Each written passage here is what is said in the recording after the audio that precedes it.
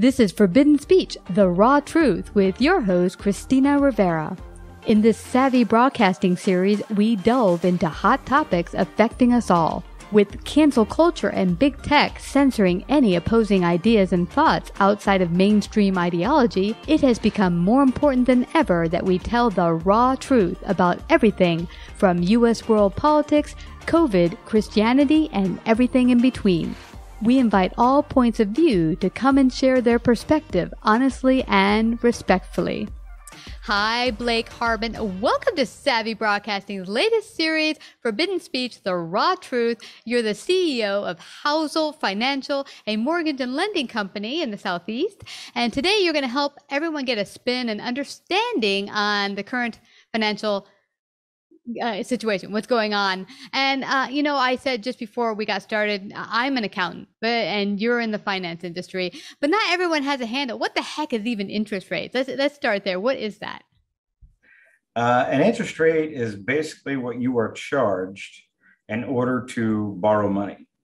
So most of them are done as an annual percentage rate. And so if, for basic terms, let's just say, you got $100,000 and you're borrowing $100,000 and your interest rate is 5%. Mm-hmm. So that first year alone, you're going to pay $5,000 in interest, not to mention your principal paid out. Okay. Now, I don't know about you, but everyone I talk to, the number one complaint I hear is, oh my gosh, everything's going up. Gas, food. Oh my gosh, steak, 3 times the amount it was a year ago. What's going in that department? What's going on in that department? I know they're all interconnected, but a lot of people are just frustrated about the price, but not understanding how they interconnect with each other and why things are so crazy right now. A lot of it is because the government we've been flooded with liquidity or just flooded with money. And so people are spending it, and it doesn't help that, you combine that with the whole supply chain, it kind of goes back to the supply and demand sort of thing. So if we have an abundance of supply, and there's low demand, prices go down. But if we have a super high demand, which is where we are with an uber low supply, because, most of the ships are sitting out in the ports, apparently still waiting to come on through. But that will put you where we are now. Now the supply chain, we had someone on recently giving a little bit of feedback on that. Is that part of the problem with what happened with lockdown and COVID? That's part of the whole issue of why things are sitting out in bay and whatever? Yeah, it's kind of in my opinion anyways, it's a combination of that. Because sometimes you have the mandates that they put out that may keep certain workers from going to work. And that's gonna be an ongoing battle. Which is why we generally don't do mandates. Yeah, absolutely. Now also with the flooding of money, explain that, because some people are like, well, more money in the system's awesome. Why would that be a bad thing, printing money? Explain how when there's more money printed, what does that do to the economy, and what's the overall effect going forward? Well, so that's the thing. So when there is this additional money, and the money came from like the CARES Act and the ongoing additional money that they just keep spending. And, it's kind of like, that's why everyone's so fearful of the whole Build Back Better. Look, everybody wants infrastructure. Everybody wants bridges and roads. And, we're all sick of potholes and the whole 9 yards. Yeah. But when there's a right time and there's a wrong time to do it. And right now is not the greatest time to be able to, and to add all the extra programs in there, but to spend all that additional money, because yes, it is great. But if there is a flood of it, then that's where we can run into issues, just because there's too much there. And it's kind of like why the same reason, like why the price of luxury goods, for instance, has skyrocketed, because people have it and they want to spend it. It's interesting. During the whole lockdown, I thought people would be spending less. And in a lot of ways they did. I know for myself, I wasn't going to the movies. You were doing less fun things outside the house. But honestly, people weren't always spending less in that I found there were way more people doing stuff inside the house, like redecorating, repurposing, building home theaters, stuff like that. Just because, hey, if I got to be locked up in here for forever while I work and live and stay inside, I might as well make it more efficient, better, buy a new office, buy a new entertainment set. So, I mean, in some cases, I think Americans were still spending quite a bit during the whole lockdowns. Oh, absolutely, absolutely, they were. There was a big difference, though, too, and this really hurt our service industry. Mm. But because you couldn't travel, because you weren't really greatly going out, to eat all the time. Like, I mean, let's be honest, we all love our convenience. Yeah. There's no argument about who's doing the dishes tonight. So, go out, but with that being said, that's definitely is a huge factor that when it comes out, and they're sitting there, and they are working from home, and just as you shared. I mean, when you're sitting around and you're staring at it all day, you're like, I don't really like this that much right now, and I'd like this to be a lot nicer. I'd like to be improved, and and I think Americans found themselves as well with additional money because they weren't going out, they weren't getting Starbucks 27 times a day. Yeah, I can relate to that. Trust me, I've seen some of them. I'm like, how do they spend that much money a month at Starbucks? Is that even possible? Like, exactly. They're like, yeah.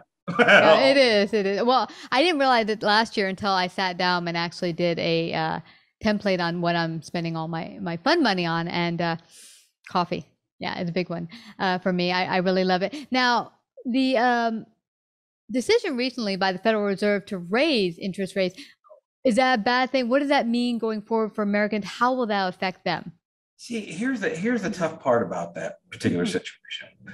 Generally speaking, in the past, we've had interest rates, we've raised them in order to slow inflation.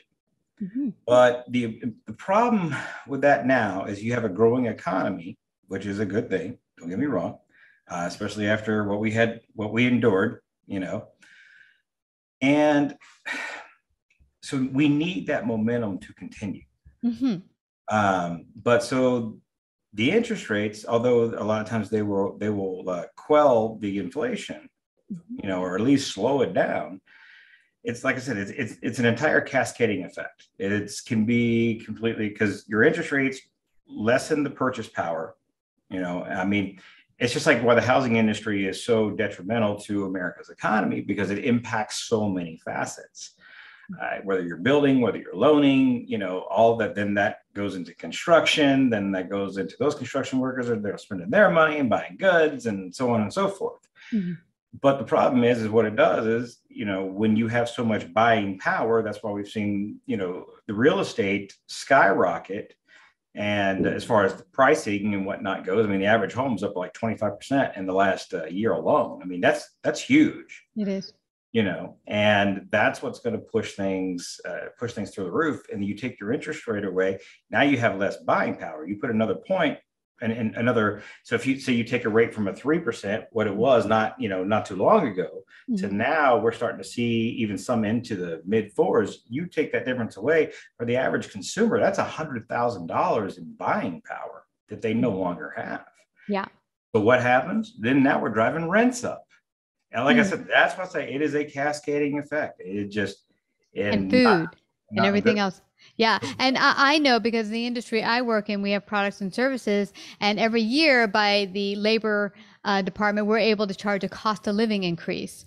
And it went from last year 1.3, this year 5.6% increase. That's a huge increase. Now, let's say you're paying the bill, your rent is $2,000 a month, add 5.6% on top of that. That's a juicy increase compared to last year's increase of only 1.3. So if you have rent coming up, a new lease, you could, end up paying the 5.6% as per the Department of Labor is allowing people to charge that for labor and services. That's a big increase on your pocket. And if your salary is not going up by that amount, you're going to have to be cutting from your Starbucks. And now think about this, though. Let's take it a step further. So that 5.6, that's what they decided in December. What was the increase? Now, when we just had the official number come out, that it was 7+%. That's the highest since 1982. Wow. So think about that for a minute. So you have that increase, and theoretically your wages have gone up by that 5.6%. And you take it a step further, even think of the folks that are on the fixed incomes, our retirees that are on Social Security. So they got a double whammy this year. They're like 5.6%. This is awesome. But then they got a new increase in Medicare. Yeah. So it's like, wait a minute, I'm already check to check, as we know. But now I've got stuff even more expensive, and you're taking more money from me when you're supposed to be giving me some. Exactly. So I've heard that from people saying, well, it's weird. I've actually gotten a bonus this past, January, but I'm actually paying more in food and rent and whatever. So you're actually, you might be, as you say, have more money in your pocket, but you're paying out more. Yeah, your buying power is not the same. Yeah, exactly. Your buying power is not the same. Now, what do Americans have to know to go forward, to make this different? Is there a way to reverse this, change this? What can we do? Well, a big part of that, I mean, like I said, it's getting, I think a key thing is getting the supply chain running. And then also we've got to get through this, the new Omicron variant, all of that plays a role. And then even when, the government may be paying the people a little bit too much to stay at home, sometimes you got to incentivize them to go to work. Yeah. Well, that's interesting you say that, because honestly, I remember a nurse back in New York, because we just recently moved to Texas last year. And this nurse said to me, she had been let go right when the whole thing started. And she said, well, I'm cool with that. I said, why were you let go? Don't they need you? And she's like, yeah, I was kind of overstaffed, so I'm staying home. But it's cool. I just got my last paycheck, and then I want to get whatever we're getting from the government. And then they can bring me back right after I get my check from the government. I'm thinking, what? But, never before, when I was younger and, I'd gotten laid off in my 20s, I never thought, let me just stay home to get all my unemployment before I start to look for work. I never had that mindset. But the mindset with a lot of Americans are changing. It's like, why go to work when I can get this juicy, yummy paycheck just sitting on my buns watching Netflix? Well, right. And that's the thing about it. So, because it wasn't just, let's go back to when they did the stipend. Okay. So your stipend was at least $600 a week for folks that were unemployed, and that's horrible. But let's add that to whatever the state amount was. So in Georgia, for instance, it's around $350 a week. Add that with $600. Now I'm at $950 a week. So I'm making almost $1,000 a week that you don't really pay taxes on. And I mean, that's about equivalent to somebody that looks at incomes all day. That's about equivalent to making about 70,000+ a year if you're looking at before taxes on gross income. So think about that. I can go to work back at my job for $4 or $5, $6 grand a month, work my tail off, or I can get paid the same thing. I'm going to go kayaking today. Yeah, I mean, honestly, who wouldn't choose that option? But on the overall, you have to think, what is it going to cost me later? Because the one thing I tell friends when I talk to them is like, nothing that is paid out for the government is really from the government. It's from the people who are still working, us, the taxpayers. So ultimately, you're paying for it one way or another by your children's taxes, because it has to come from somewhere. And it's not just coming from today's money. It's coming from generations and generations to come. Correct. And future work you're going to do. So it's really never free money. And that's what I really try to drill home to people, that, hey, yeah, I got this juicy paycheck. Woo, let me go get some clothes. It's like, no, that's not a free paycheck. That is not free money. There is no free money. Right. It's not. And you got to realize, especially if you're in that, if you're falling underneath that category, yeah, don't get me wrong. There are some folks that got laid off. And I mean, like even that $1,000 a week, they're like, dude, I was making six figures and I still can't even get back to that. And bear in mind, as we all know, with inflation over the years, six figures is not what it once was. No. I mean, it's kind of like, back in the 80s, what if you made 50 grand a year, you were, high up on the hog. But, it's no different with the six figures. But now it's just not the same at all. Yeah. It isn't. Well, this is great. And you're also, let's tell everyone, you are running for Georgia's 6th congressional district in 2022. Share a little bit about what you're running on, what you hope to accomplish when you get in office. What is your overall take going forward? Well, a big part of our take is, I want to use the experience that I have gained over my career. And my career has been one of buying companies, starting companies, selling companies. In the beginning, it was even, it was in the auto industry, and they used to send me into new stores to go and fix whatever was broken, and it was, can you turn this around?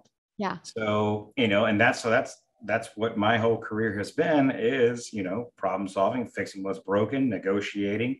It's kind of like, there's so much that goes on within Congress and what takes place. And, the country used to be run from more of a business perspective. So, but the problem is when you're looking at it as other people's money, you're not spending it, they'll spend it a lot more frequently. But when you own businesses and, you've had to, I don't know, sell your car, or personally, I had to sell my truck one time to make payroll to take care of my people. You learn about putting people first. And I think if we start getting back to that, we're going to fix a lot of problems. I want to balance the budget. I mean, and bear in mind, some candidates are like, I want to do that. Yeah, but do you know how? That's the question. I look at it every day. This isn't a challenge for me just because I got to do it all day anyways. Yeah. And, I used to say what would be really, really awesome is if local and even state and then federal government could put out an itemized, like, I work in an accounting situation, and the companies I work for want to see a reconciliation against the banks or whatever money we're spending in and out. And I would love if state, local, and federal government will put out those numbers every single month. Boom, here's our in and out for this month. We can identify every single thing we're spending. Even if you can't tell us, okay, here's some stuff we're doing in the military sector that's kind of confidential. We can't really tell you about that, but at least you give me a number on where that money went. Yeah. Yeah. Instead of the money went somewhere, we don't know where. No. Yeah. Yeah. So this is really important because you're really a fix it up man. Let's go in here and just fix problems instead of talking about them, because it drives me nuts to see, a whole bunch of people, I'm going to do this, I'm going to do that. And then they come in, nothing gets done. It's go on. No, I was just it's kind of interesting because, as I sit here and I listen to all these other candidates and, you start investigating them, just like they do me, and you're trying to learn everything you can about them.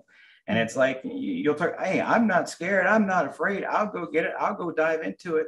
But, every battle plan is perfect until that first shot is fired.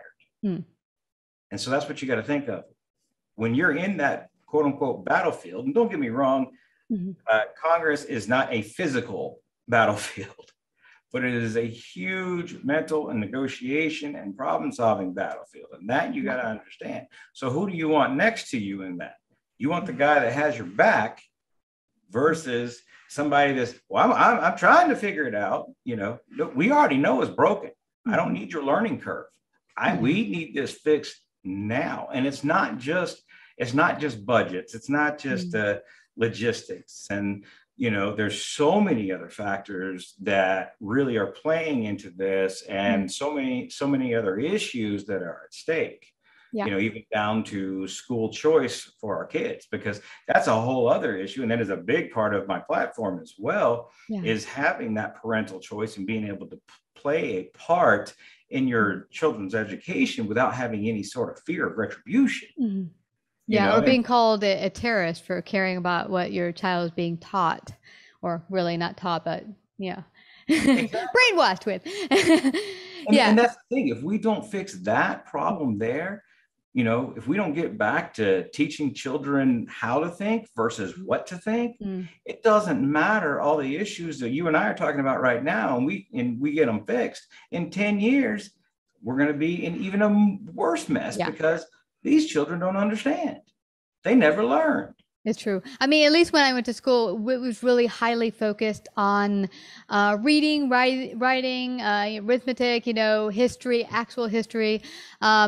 but so much has changed. Now it's like, let's teach you about narrative and the narrative we want you to think and how we want you to see the world, instead of let's have you experience the world and what's your understanding of it. One of my best teachers in Italian, I used to say, I'm not going to teach you to speak Italian. We're going to go out there. We're going to live it. So he used to take us to Little Italy and walk around to all the store owners, and we'd have to have conversations with them. And I'm like, oh my gosh, no.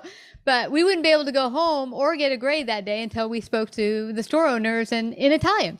But it's like throwing you into the fire. It's like, really, we want you to actually experience, live this, be this, so it becomes part of you. And I think if we added more of the experiential learning into education, I mean, the kids would come out with a lot more tools to handle life and not have to feel like they're not equipped to handle what comes their way. Well, agreed. If you've ever noticed something interesting, at least statistically speaking, a lot of people, as they get older, they go from more of a progressive side to more of a conservative side, because they find out that, wait a minute, you really have to work hard for this money? I can't just tell my boss to go off and not get fired. Not get fired? What are you talking about? I can't just show up when I want. No. But what's interesting, because I was talking to my husband about that a couple of weeks ago. I would, in my 20s say I'm a diehard liberal. I voted blue. It's totally the way to go because the blue party cares about poor people. And of course, I want to care about poor people. But as even in my late 20s, I would go to DC. I did a couple of marches. But as I stayed in that blue arena, I realized that nothing was really being done for the poor people. I mean, giving people free pay checks isn't really helping them and giving them the tools to move forward and take care of themselves. And nothing made that more evident to me than a gal who said, I went to, serve, and the Peace Corps, went to a third world country and thought, I'm going to save the day. I'm going to help all these poor people. We're going to feed them, make their lives better. And once I got there with that high and mighty attitude, one of the elders told me, hey, chill out. We know what to do for our tribe. We don't need you to tell us what to do. We just need the tools. And then she said, I was greatly humbled when I realized they know what's needed. We just need to give them the facility so they can do what they have to do. Well, and that's what we have to get back to. It's the old, what is it? Give a man a fish, feed him for a day. Yeah. Teach him how to fish, feed him for a lifetime. Exactly. And that starts all the way down in that grade school, high school level. It's just like we've gotten rid of trades completely, and guess what? Not everybody's going to go to college. Not everybody wants to go to college, and you can still make $80, $100, $120,000+ a year, all day long, if you have that skill set. So you start putting those things in. I mean, that helps people's value. Then they don't have to get confused. But it's like, wait, I went to college. I got my degree. I can basket weave and while understanding gender studies underwater. Yeah. Yeah, it's not going to find a job. Exactly, because it's not applicable to the real world. I have a gal who worked at Microsoft for many years as an admin, got great pay actually, but hated her work, would not get happy to get up every day. She in her 40s went back to school, became a mechanic, has never been happier. She loves working with her hands, and in her 40s got hired right out of the trade school straight into Delta Airlines and has a job today, super happy. So it's never too late if you want to make that transition. I will say in addition, in my entire career, one of the things that I have always done is I try to seek people out and give them those opportunities that they may not have had. There's I was having a conversation with a voter, more or less a debate. Of course, it was on social media, and that was against my better judgment. I know better than that, but might have gotten a little bit far in that one. But they were just saying, "Oh, well, we need a common income of $1,000 or a stipend check of $1,000 every month." And I'm like, "No, you don't. I mean, do you want that?" And I actually had this conversation. I said, "Do you want that $1,000 a month?" Or because they were, obviously attacking me and running and whatnot. And I was like, "Yeah. You want that $1,000 a month, or do you want me to teach you to be able to go make $5,000 or $6,000 a month?" Yeah, more than that. Yeah, it's true. You could no cap. Yeah, it's interesting because the gal here who was making a 6-figure income as an admin in Microsoft, not a bad job, pretty cushy. But, also you have to think about, you got the income. Yeah, you made it to a point where you have income, but are you happy with your life? Because it's not just about money. So you want to find something that brings you joy. And if your great gifts are fixing things, which in her case, messing with her hands and fixing things is her great joy, you give back and you're using your gifts and talents. Exactly. Yeah, money equals time, and time equals happiness. At least that's what I firmly believe.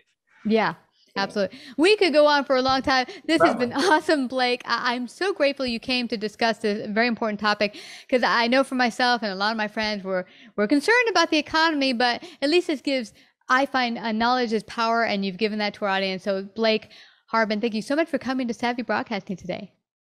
Oh, I absolutely appreciate it. And, for your listeners, if they would, if they'd like to learn more about me or support us and whatnot, it's because campaigns and change don't come cheap.